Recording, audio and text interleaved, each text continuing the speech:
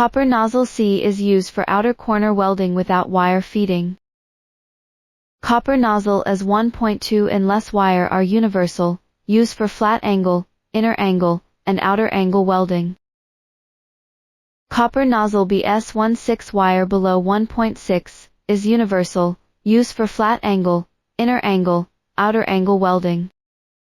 Copper nozzle CS12 wire below 1.2 is universal, used for outer corner welding. Copper nozzle ES12 1.2 or less wire is universal, used for outer corner sheet welding.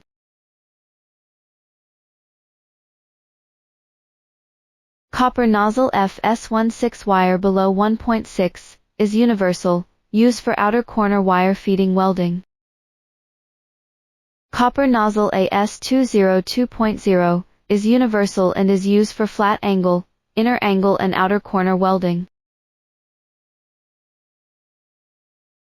Cutting copper nozzle for hand-held cutting use.